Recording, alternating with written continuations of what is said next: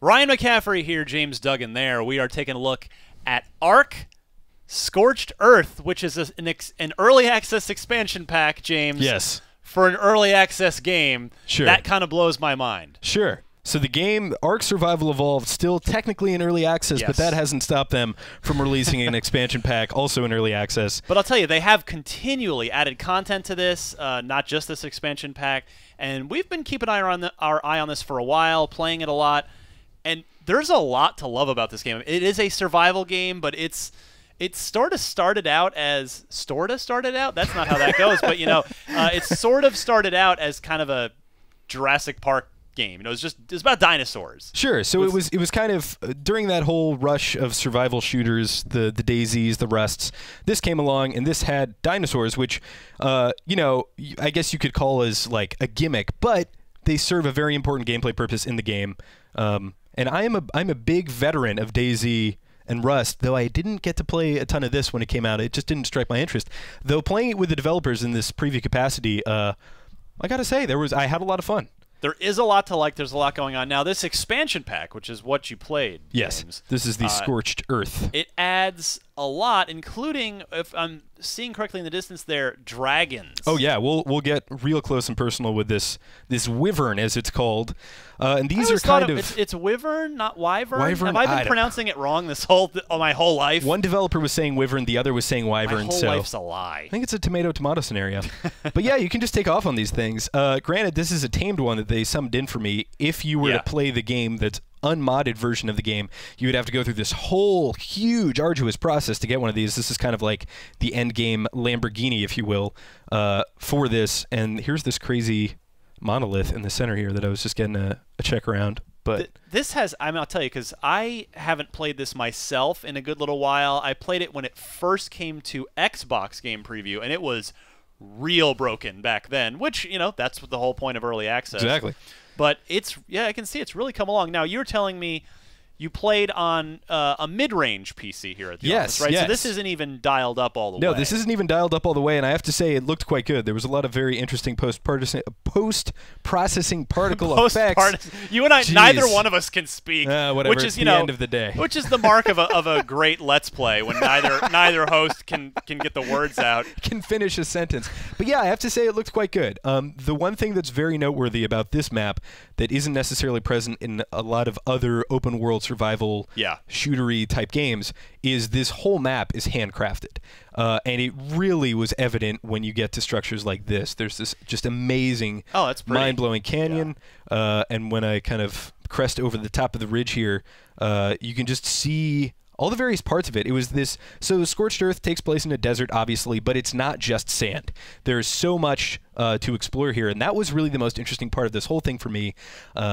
There was the tedium of having to constantly drink water, eat food, manage your inventory. Yeah. The inventory for me was a little bit of a convoluted mess, but players who've been playing this for a long time, that's something that they have gotten used to at this point.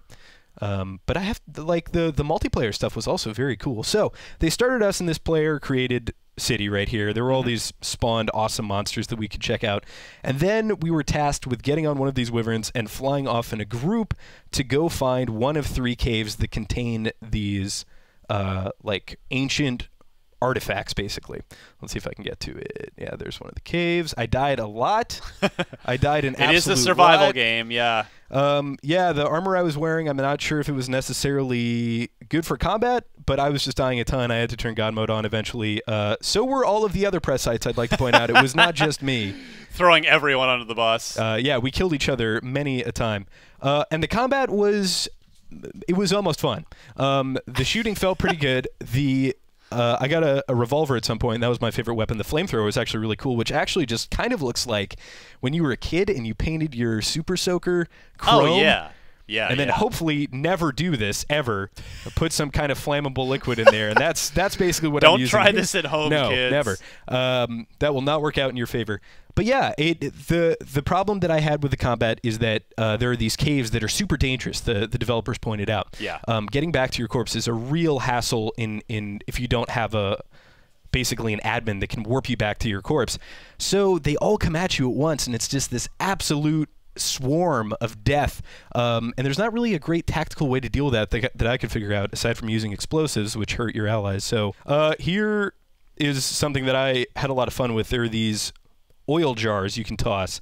And me being a crack shot Robin Hood, I kind of saw it on the pillar there and decided to ignite it with a flaming arrow, and that lit up the area, which I thought was really cool. There's a lot of those kinds of interactions. That was my favorite takeaway from this, was the stuff that you would think would work kind of in a physics-based thing, and it totally did.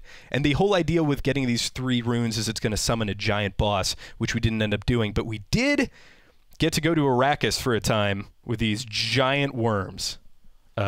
Which were quite cool. They popped out. It's like Beetlejuice. It's like the sandworms. Yeah, exactly. Or the worm from Dune. And those were incredibly, incredibly tough. We just put a lot of firepower into them. And like here, I think this revolver looks quite good. I think a lot of it looks quite good. I had a little bit of problems navigating the UI, and that didn't feel great to me. But the actual active shooting felt pretty good. Yeah, I mean, the UI's always been a little clunky in this game, so as it's been so far, but it's really coming along nicely. I mean, again, I haven't looked at it in a while, so just me looking at this now with you, it's made some nice progress. And you know, it was originally supposed to be officially released in the summer, and obviously that hasn't happened. But we'll have to see when the developers feel like they're at a place where they can call it, you know, the 1.0 final version, but they're still working on it all the time. Yeah, and they have these ambient weather effects in there. There was kind of a thunderstorm that I ended up dying because of starvation. One thing I will say, I ended up turning God mode on, but still having to constantly battle your hydration and your hunger. Right. While that is the theme of living in the desert and the theme of survival, I really think it's worthy of examination how that affects the core gameplay experience, and if that's really fun. Well, it is a survival game. It is a survival game. That's true. I've put too many hours into Rust and DayZ, and I'm incredibly jaded on this whole genre. But man, there was some stuff here that I really liked. This final cave was gorgeous. And while we were kind of waiting for one of the admins to warp us to a very cool location, I decided to throw off some grenades over this ledge, and I typed, I believe it was fireworks, Gandalf fireworks, into the chat, and one of the other admins decided to light up the place, and the whole thing looked really beautiful. So. Nice. Well, it's a good way to end it. You end with the grand finale. Oh, this is the grand finale. Oh, right okay, here. my bad. So we all got on these wyverns, and this is where you are going to get the wyverns when the game launches. It's called the Wyvern Trench, aptly named. Or Wyvern Trench. Wyvern Trench, whichever you prefer. And we all flew down there, and this is just a scene straight out of Reign of Fire, with Christian Bale and Matthew McConaughey. You go down there, and it is swarming with hostile drugs. That is a deep cut. Great flick if you haven't seen it. But you go down here, and it is just unlike anything else on this map. It was beautiful. There was just... They said this almost got cut from release. I'm so happy it didn't, because there's just these dragons, and going down there to try and get these eggs to get these super rare wyverns or wyverns that you could fly around was a very nice final touch. And I have to say, like, I'm very interested to see the continued development on this game. Well, fantastic, James. Thanks for diving in and give us a wyvern-tastic look. I'm a wyvern man, I got to say. I'm a wyvern man myself. We'll fight in the parking lot later, but lots more to cover on Ark Survival Evolved and its expansion pack Scorched Earth, as both continue their progress and development. So for much more on Ark, keep it tuned right here to IGN.